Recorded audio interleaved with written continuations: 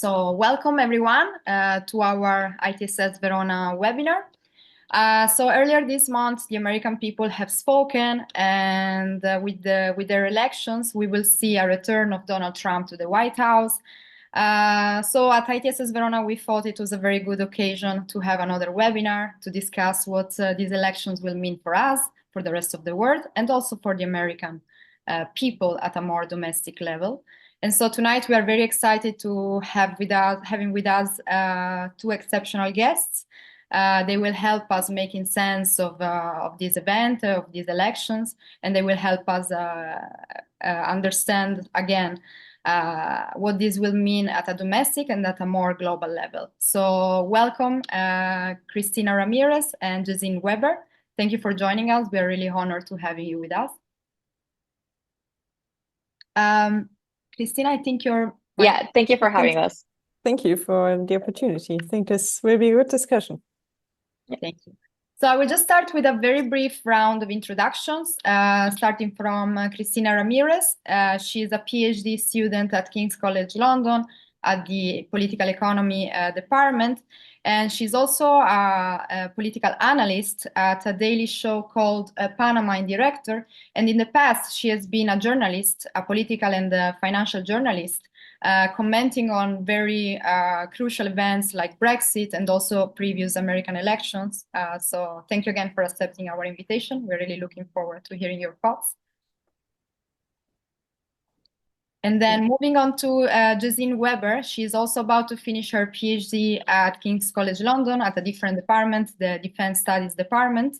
And she also works as a fellow at the German Marshall Fund, where she's focusing on European security and also transatlantic relations. And in the past, she has been an advisor for the German parliament and also a consultant in Shanghai, where she probably became very fluent. I believe it was in Shanghai, in Mandarin Chinese, where again, she was being a consultant for the Frederick Herbert Foundation. So thank you for joining us, Gesine. Thanks for having me. So again, as usual, we will start with a discussion among us, and then we will open the Q&A session where the public will be able to respectfully engage with you. I know it's a sensitive topic, but we always manage to have very interesting conversations here. So let's start looking at the domestic level. So let's start making sense of what these elections mean for the American people. Starting with you, Cristina Ramirez, you've been focusing on American identity, on populism, and also on the functioning of democracy. So let's start trying to understand what this election tell us about American identity and society. We saw the election of a strongman that has rebuilt the Republican Party on his own image. And so, again, what does this tell us about American society? And do you believe there might be something that we don't understand, we perhaps overlook about Trump's appeal in American politics? When it comes to Trump, a lot of people believe that this movement started with Trump. This movement really did not start with Trump. It was probably 10 years back when we saw the rise of the Tea Party. You can say that Trump was the beginning, but it was also the culmination of a process that had started probably 10 years before. There's significant literature to know that he ended up inheriting this polarization that really even started as close as in the 90s, when we started seeing the rise of this right-wing anti-government militia that later gave way to the Tea Party revolution, which ended up giving way to the to Trump candidacy. The Republican Party, the Republican establishment, was completely asleep in the wheel. First, when they saw the takeover of the Tea Party, and then when they saw the takeover of Trump.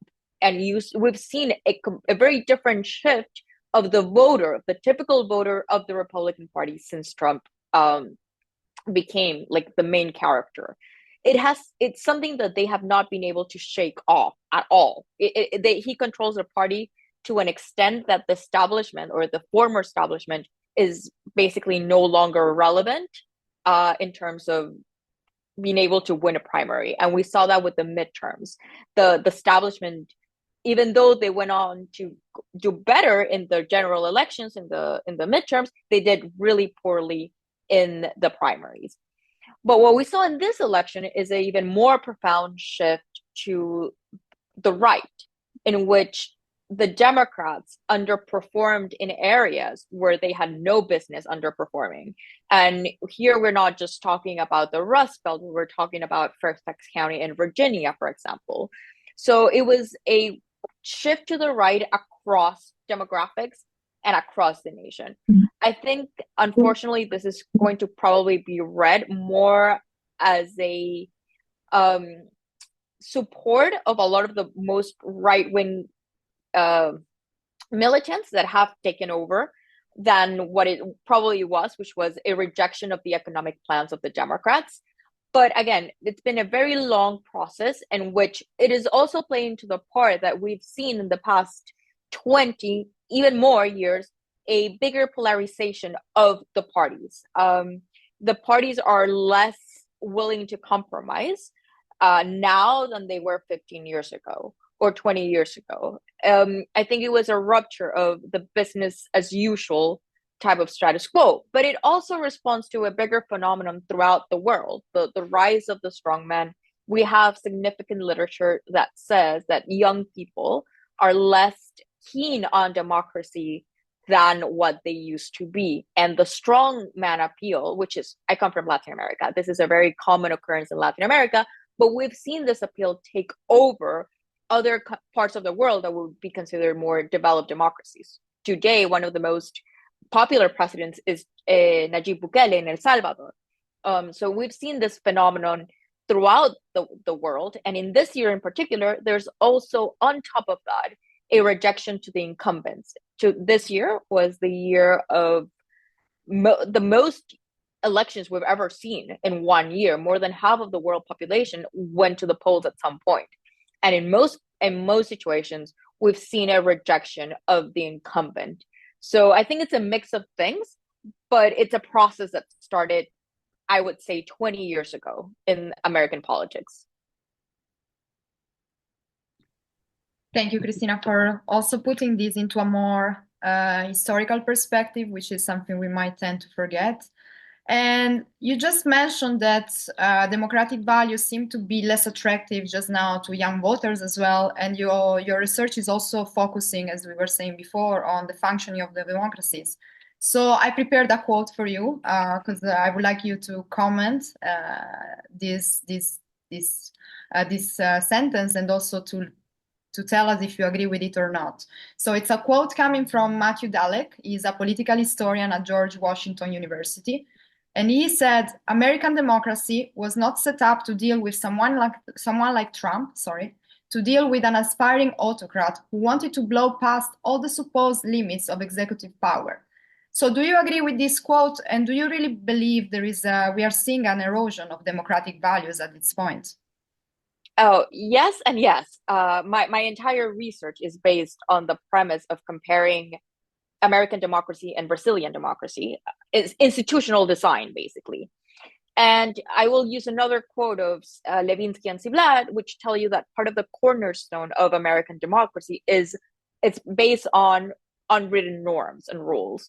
So when we see a lot of developed democracies, they actually have a lot less written check and balances that one might think, because they're used to dealing with a different type of politicians. You might like or not like the Republicans 20 years ago, or you might like or not like the Democratic Party 20 years ago. But there was a minimal respect on basic norms. The peaceful transfer of power, for example, is something that was basic in American democracy, and it had never been broken. Not even close. No matter which president we're really thinking of, it really hadn't been broken, at least in modern times. We saw in 2020 that was completely broken. And when you look at how the institutions, the electoral institutions, especially the electoral institutions, are designed, they rely significantly on the goodwill of the politicians. Of course, when you look at other countries that have had autocratic paths, they have designed or tried to design institutions in a way in which they can prevent that sort of free will of the politicians to some extent. In the US system, it's not as clear cut, and it's never really been tested. what I find more surprising, not just of the fact of the design, is one would have thought that the undemocratic behavior would have been rejected both by the electorate and by the institutional party. And here is what I think is the phenomenon of Trump. It's not only that the design might be weaker than what might think, but the other sort of accountability process, which is your own party, the Republican Party asked Nixon to resign. And the electorate, it seemed to be that what happened in 2020 was not a deal breaker for the electorate, and the Republican Party had seemed to be unable to even break away from Trump, even in the circumstances of what happened in 2020. So yes, I think when you look at the exit polls, a lot of the second most important thing for the voters after the economy was democracy. And then that same people went off to vote for Trump. So, and someone who had broken the established norms that almost every other single president had respected. So yes, it is a very weird phenomenon. And it's not only that the design, the US Constitution is a beautiful thing, but it's a very open thing. Might not have the check and balances that other constitutional design may have, but it seems the more surprisingly thing is it's not a deal breaker for the electorate.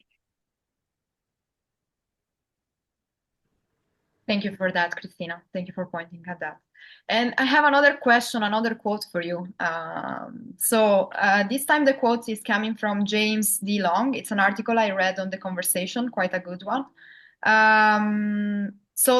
The quote is about the people Trump is surrounding himself with, and also how he might change the establishment. This is the quote. "I'm not sure that Trump has thrown out the establishment. I think he has rearranged who the establishment is."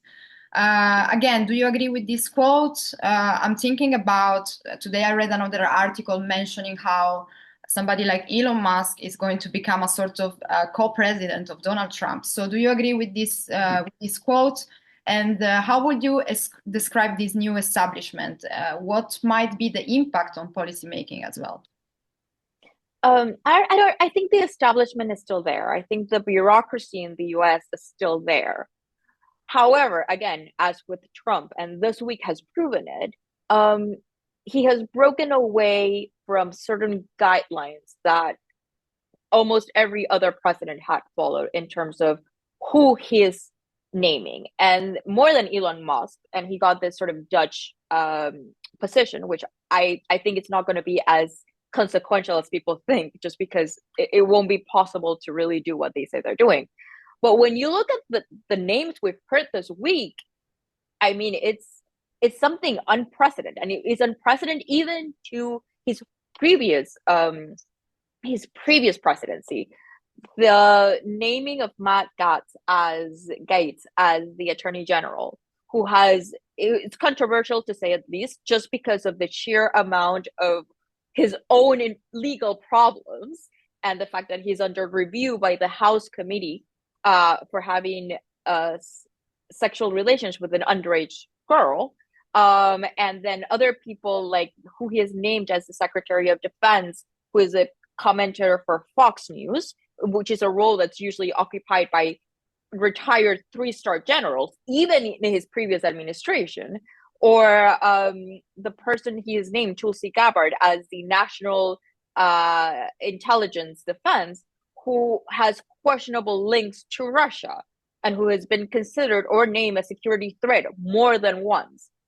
This is a person who's today nominated to take charge of intelligence. And the thing is, he's going to put his own senators in the position of having to probably reject this. But what we're learning from this type of announcements and nominations is that he's rewarding loyalty even above a minimum of capacity.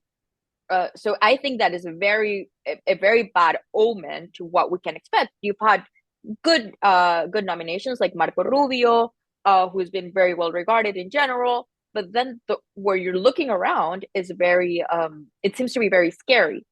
But again, this is also part of a process that I would say that did start with Trump, which is all this concept of drain the swamp. the bureaucracy is still there, but the view that the American public has of that bureaucracy that keeps the country going is very much has been denigrated to an extent.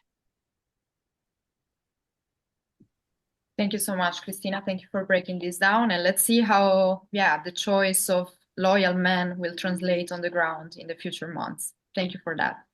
Now, Gesine, moving on to foreign policy, let's look at how these elections will translate at a global level.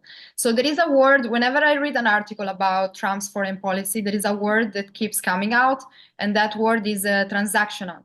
So could you break down what a transactional foreign policy actually means, and how does it look in practice? Sure, thank you so much. And also thanks so much to Chrissy for these insights on the domestic policy perspective. It was incredibly interesting. So what does transactional mean? Basically, I mean, Trump once wrote a book, if I'm not mistaken, The Art of the Deal. And that is also what he applies to foreign relations. So his idea is generally that basically he wants to strike a good deal with interlocutors. And he wants to approach that on a very tit for tat basis. So basically, you are getting one thing, and the US will give another thing. So the idea of this transactional approach really really trickles down to all areas of international affairs, and it also includes deals across policy areas. So it is very well possible to imagine that, for example, we already saw that Trump requests from Europeans a regulation of technologies, and what he offers in return is that US soldiers remain in Europe. So basically that is transactional, and it is really issue-based. It is really focusing on potential gains for the United States. Thank you, Gesine, for making this clear. And let's move to probably the hottest topic in terms of foreign policy. Trump has been declaring many times that he will be able to negotiate a peace deal between Russia and Ukraine very rapidly. There were also some speculations about a supposed call between him and Putin in recent days. So realistically speaking, with less speculation, what do you think we can really expect from this kind of statement? Well, apparently no peace deal 24 hours after the election, because we see that the 24 hours are over and we don't have a peace deal. So you could be even a bit cynical and say that this apparently didn't work out as well. To be a bit less cynical, I think that there is indeed really a willingness of the Trump administration and of Trump personally himself to really strike a deal with Putin, because that is something he campaigned with and that is something he really wants to deliver on. So, of course, we don't know to what extent these news on a phone call between Trump and Putin are correct. But I think what we know for sure is that he really wants to pursue that. And from a European perspective, there is basically one major risk, which is the risk of being sidelined. So for Europeans, it seems currently very likely that Trump might try to figure out the situation bilaterally with Putin, come to a settlement that is not costly for the United States, but that in the end might shift most of the burden of Ukraine's security and reconstruction for Europeans. And for Ukrainians, such a deal would, of course, also be extremely problematic, simply because it would mean that Ukrainians are not necessarily at the table. Thank you, Gesine. And you just mentioned another very complicated front, which is obviously the European Union. I mean, in that situation, we saw a lot of talking about reduced defense spending from the US side, and also tariffs, which might have an impact on European economics. And also, I remember when we spoke about this issue, you also made a point that this situation is actually very close to another complicated front, which is China. So my question is, how these two fronts are somehow connected, and what can we expect in terms of US-EU relations and also in terms of US-China relations? Okay, let me start with the question of the connected fronts, or as we call them from a security perspective, usually connected theaters. So I would say that already under the Biden administration, there was a lot of awareness that what happens in Ukraine and how the US positions itself in Ukraine will also have an effect of on basically security in the Indo-Pacific, because the US has been pursuing an approach of strategic ambiguity towards Taiwan. And like the signaling on Ukraine is also, so to some extent, indirect signaling for Taiwan. And then on the other hand, we now see the arrival of North Korean troops on the Russian front line. So that, of course, also questions to which extent the two theaters are linked. When it comes truly to the question of capabilities, we already see that at one point there might be a trade-off. In general, for the United States, the priority has really been, since Obama, the so-called pivot to Asia. Now it's more like a focus on the Indo-Pacific, but it's really US strategic interests basically are located in the Indo-Pacific, and that is the number one priority. So for the United States, there is a very high interest to have Europeans take higher responsibility in Europe, shoulder most of the burden, so that this frees up capabilities in the Indo-Pacific for the United States. On the other hand, there is not really an expectation for Europeans to become more militarily involved in the Indo-Pacific, simply because European capabilities are much more limited. And also when it comes to questions like military mobility or so, it would be very complicated for Europeans to be actually really helpful on the ground there. So it's more this question of an emerging division of labor between the two theaters that matters here. And of course, China will be a significant variable in the future transatlantic relation, because we might either see a scenario where Trump decides to impose tariffs on China. At the moment, or he was previously talking about 60% of tariffs on all goods imported from China.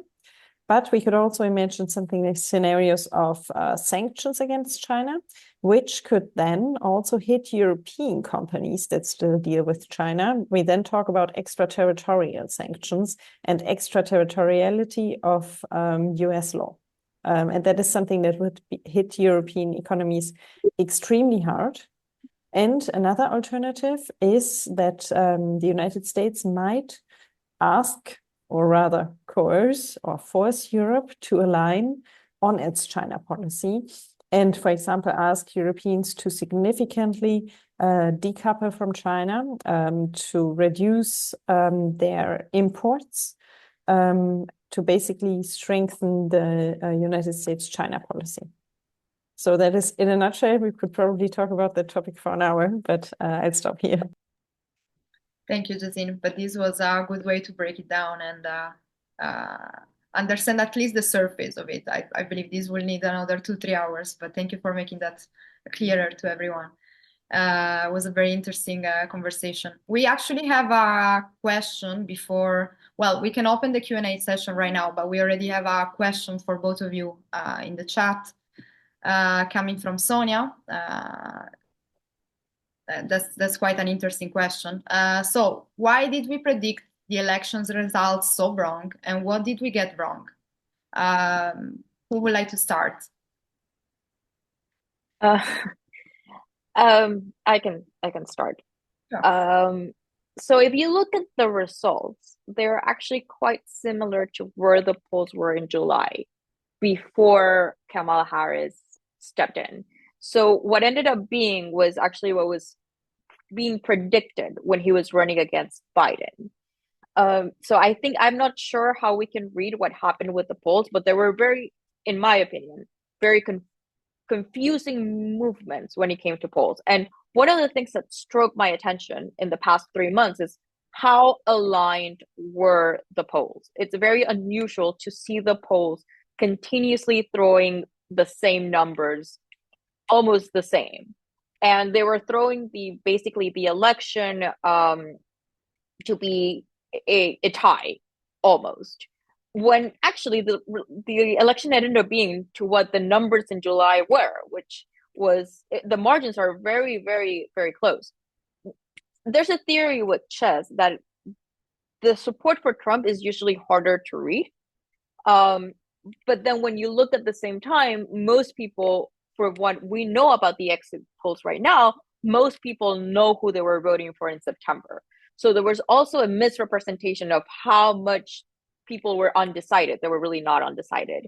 And that would make sense because in October, we saw not only the better economic data, but we also saw that the perception of the election of the economy in the US had improved for the first time in 3.5 years. People were finally looking at to some level of optimism to the economy. But if most people had made their, especially in the swing states, which is what we were reading, had made up their mind in September, there was really very little ground the Democratic Party could have gone after that. But again, I will say I'm not sure if they got it wrong. It just seemed like the last 3 months were sort of like a recap, I guess. And I guess that for the last 2 days, I was in DC. There was a level of unjustifiable optimism when it came to the Kamala Harris campaign because they had two very, very accurate polls, which was the Seltzer poll in Iowa, which that woman had not gotten a poll wrong in basically 40 years. She was one of the few people who had predicted Trump's win in Iowa. She only does Iowa. Who had predicted she had called correctly every single race. And this is the first time that she got it wrong because her poll overrepresented the women's support that they thought the Kamala Harris campaign would get. And I think that was the big problem of most of the polls, the overrepresentation of the gender gap, which ended up consolidating in favor of the Republicans because of the amount of men that voted for Donald Trump, while Kamala Harris underperformed in white women without a college degree. And their big numbers, which was women with college degrees, which she did, I think she won over 25% points over the Republican Party, and Latin women and women of color were not enough to carry them through the finish line, not even close. So I think the other problem with the weight of the polling was the overrepresentation of how much women would vote. That would sort of help them close the gap to how men really did ended up voting for Donald Trump. And if I may maybe quickly add something to that, I think when you look at polls, it's always important to keep in mind that these polls have an error margin, usually of 2.5%. So even if you have candidates that in a poll are 2 or 3 points apart, when you say that, let's say one candidate is 2% higher than they should be, and the other one is maybe 2% lower than they would be, that basically could already flip the result.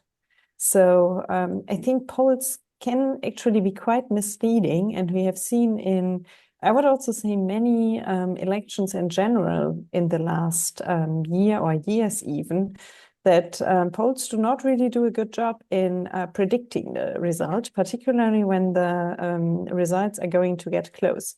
I would like to add something on one point Christy made on the over-optimism of a Harris victory in DC, because I would really echo that also from a European perspective. I mean, I would say that there was, of course, always concern about a potential Trump election, but I have had the impression that in the last days, there was at least some cautious optimism that things might flip. I was actually quite surprised how also media jumped on that. Yeah. And in terms of what you just comment on the error, it is also important to take into consideration that the polling error has always benefited Trump in this case. So twice, both in the 2016 election and the 2020 election, the polling error had severely benefited Trump, which is why a lot of people said, I didn't really buy it because it worked the other way around in the midterm. election. The polling error ended up benefiting the Democrats at the end, but saying it's so close and the support for Trump is a lot harder for polls to catch. So if you have a polling error and if you have a different, at that point the polls were saying there was a difference of 2 points that will inevitably benefit Trump, just because it historically that had been the way.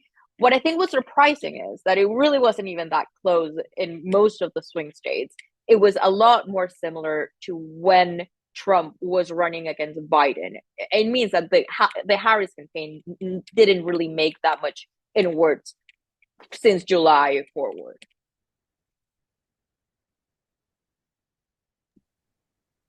Thank you so much. Gesine, would you like to add something or? Okay. No, okay. Okay.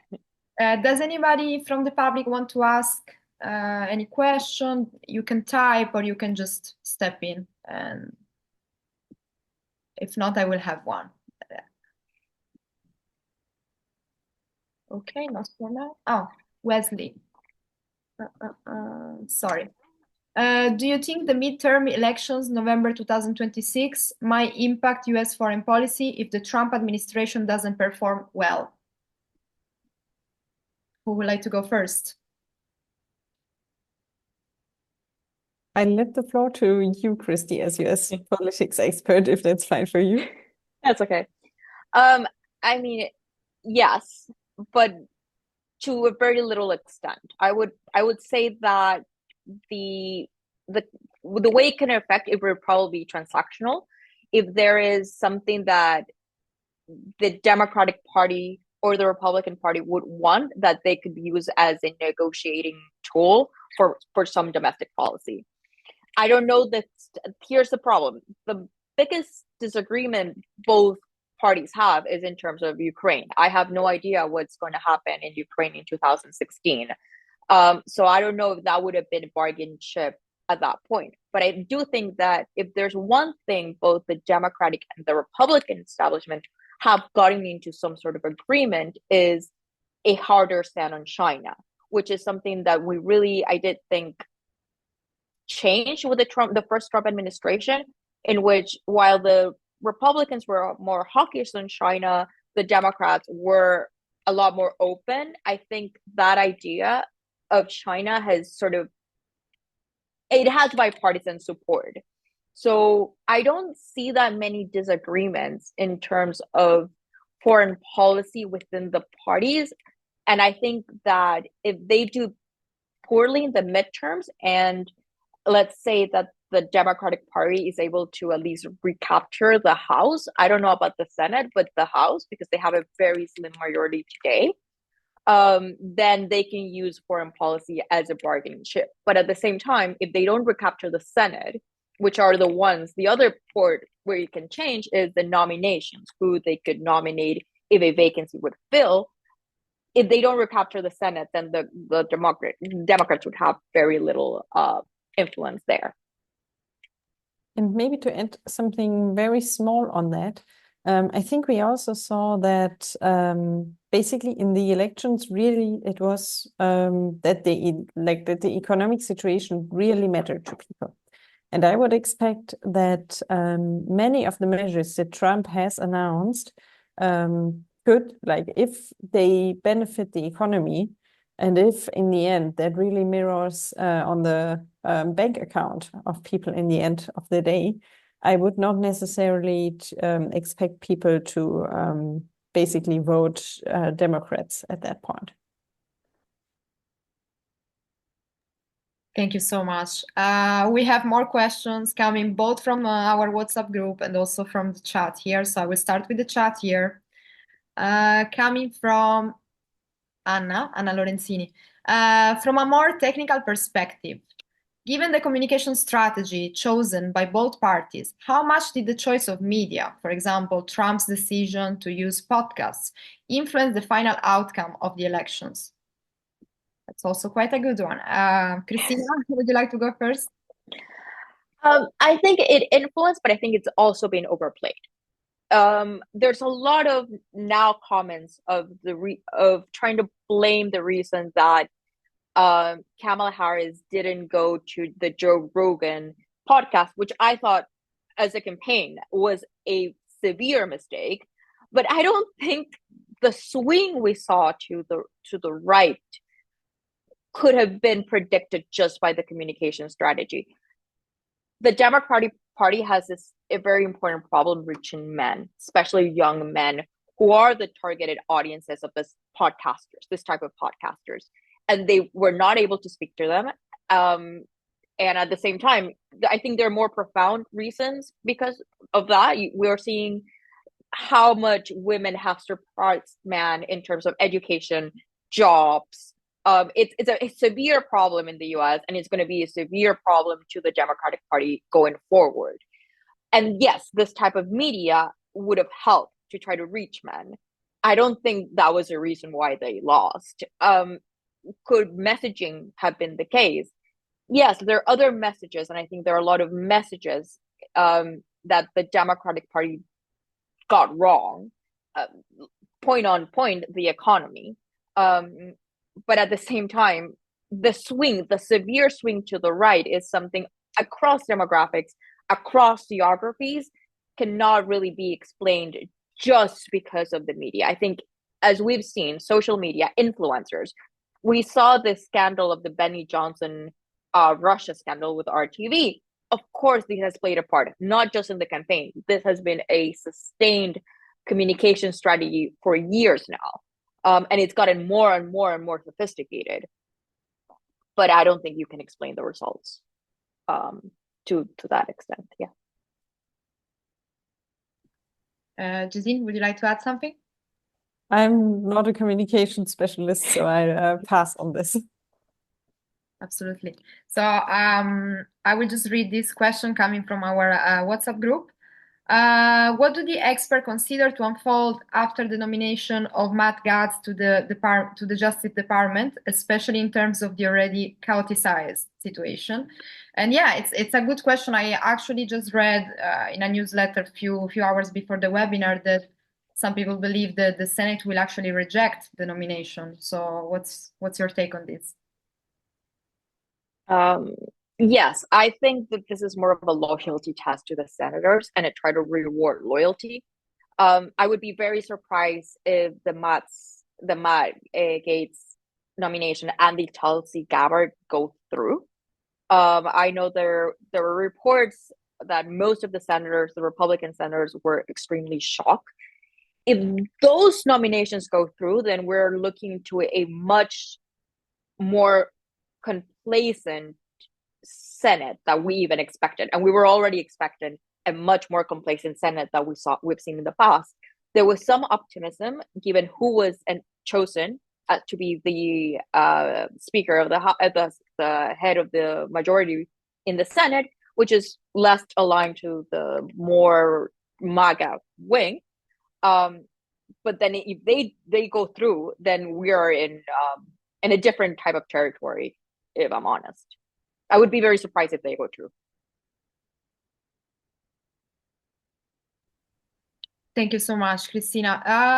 There is another question coming from our president, Dr. Michele Groppi. It's also a very good one because we did talk a lot about Republicans and Trump in general, but we didn't really delve enough into the role of the Democrats and perhaps the faults of the Democrats. So this question is asking you, to what extent do you think certain narratives purported by some personalities in the Democratic Party, essentially calling Trump voters bigots or calling Trump Hitler, may have backfired?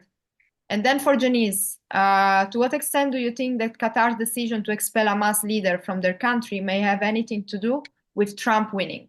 So I would say, Cristina, you can start with the first part and then Gesine with the second, if you're okay with it. Yes.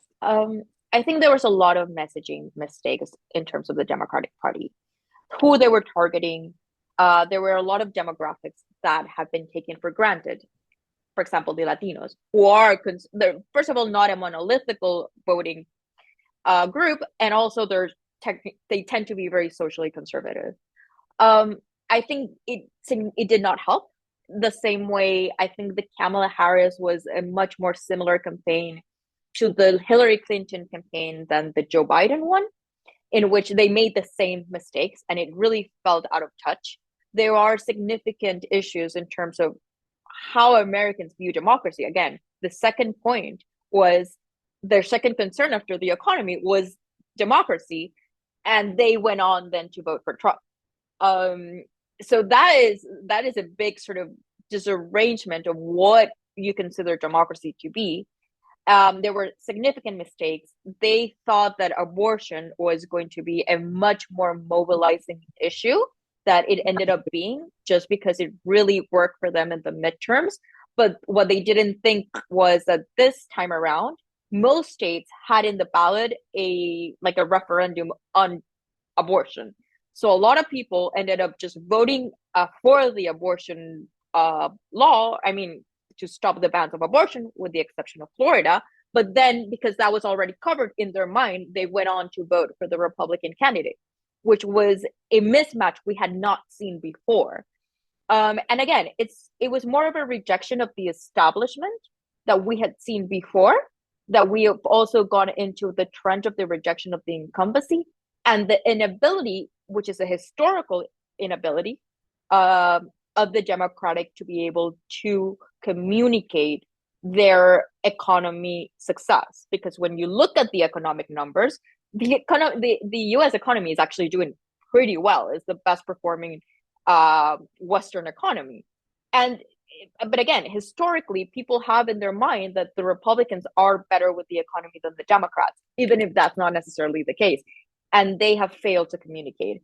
But their inability to talk to certain audiences as well definitely contributed to the loss. Thank you so much, Cristina, and thank you for pointing to the fact that we should not consider. Yeah, absolutely. So, sorry. Okay. We should not consider certain groups as monolithic groups, and that's a mistake we often make when in this kind of context. Gesine, I will just read this for you again, just as a reminder. So, to what extent do you think that Qatar's decision to expel Hamas leader from their country may have anything to do with Trump winning? I mean, as someone who is more specialized in European security than Qatari politics, I would say correlation is not causation. Very simple rule of basically social science and political science. And I would say I see, of course, a correlation between a new incoming US president who has a very clear stance on the Middle East conflict and is also really a staunch supporter of Israel. And I see Qatar that tried to morph itself a bit in a mediator position in general in past conflicts and so on. And that also aims to maintain good relationships with the United States. So, of course, that might to some extent have played a role. But I would not say that there is a direct causation between Trump victory and this decision being made. Thank you, Gesine. I have another question from our WhatsApp group. Do the experts believe that the fact that the contendant was a woman played a larger role than perceptions about economy? So more onto the gender perspective, which did play an important role as well in these elections. I think it didn't help. But I don't think that was the cause. When you looked at the numbers in July with Joe Biden, they did not improve or got better with Kamala Harris. But the truth is that two of the only women candidates have lost to Donald Trump. There's also this idea that the country is ready for Republican women to be president, not a Democrat woman. And then I cannot undersell, which I don't think this is the reason that Trump won, but I think it definitely played a role in his performance in certain demographics, which again, it's the gender gap, it's the discontent of men. We saw a lot of, I would say, toxic campaigns because it was played by both parts. The Democrats played heavily the gender card in favor of women. We saw a lot of campaign in terms of the around abortion. And then we saw the other part of it, which is in certain areas in which Trump really overperformed, especially from the midterms, which is young men, then this entire campaigns in TikTok, like your body, my choice. And it really did play heavily on the misogynistic trope that sort of you can create a correlation of the rising in the misogyny with the real problem that they have, which is women are overperforming men in education. I mean, they completely inverted. Instead of reaching equality, you've sort of inverted the triangle. And that has created significant discontent among young voters, especially young men voters, especially. So that did not help the fact that you had a overeducated what the JD Vance called basically cat lady, that sort of played into their hand to some extent. But again, I don't think that's the reason that Trump won. Thank you so much, Cristina. Gesine, I believe this might be for you, coming from Dr. Zenoleoni. So many people think Trump is a watershed in US foreign policy. But was not George W. Bush and his wars in the Middle East a bigger break, with the occupation of territory almost like old-fashioned imperialism, unusual in US history, while not much happened during Trump, the first term? I guess Trump is a bigger ideological breakthrough, which is excellent. a common argument. He often said that under his administration there were no major wars. So it is an argument coming from his side. What would you say? Excellent question, and good to see you on the webinar, Zeno. I think it is hard to compare the two because, I mean, you would have probably to go into the question like, which factors can you compare? Is it harder to, or is it considered a bigger break if a president wages a war and starts invasions, or is it a bigger break of ideology and foreign policy if, let's say, a president denies the protection of NATO allies? So I think it's a bit complicated to try to compare them. I think there is indeed an element in Trump's foreign policy, or something that we have seen under his first mandate, and that is that there was, to some extent, I would say, a tendency of a lot of barking and not always biting. So, of course, there were some incidences where we actually saw him take really, I would almost say, in terms of foreign policy, radical decisions. Think, for example, about this idea of moving the embassy in Israel to Jerusalem. Think about like trade war with China. Also, I think actually when you look at his Russia policy, that was a fascinating thing, because actually it was a lot of barking and telling everyone, or basically also trying to have bilateral relationships with Putin and meeting him in public, and actually stationing more soldiers of the United States in Europe and having a tougher line. So I think the picture there is actually pretty mixed. And overall, I would say, but probably sets the two apart is, I would say, two main beliefs. First is that in general, for US foreign policy has always been underpinned by, to some extent, a really liberal understanding of foreign policy, whether it's liberal interventionism or the idea of US primacy and deep engagement and all that. And also like the importance of allies. Whereas for Trump, I think we might, although I don't believe in the idea that the US might become isolationist, but there might indeed be something like a turn towards a more restrained US foreign policy. So I think it's more about the underlying paradigms than about specific actions of presidents. Thank you, Gesine. Cristina, would you like to add something? No, I'll leave the foreign policy questions to Gesine. Sure. Dr. Zenoleoni say thank you to you. Okay, so is there any other question from the audience? You can just unmute your microphone and step in, or type in the chat.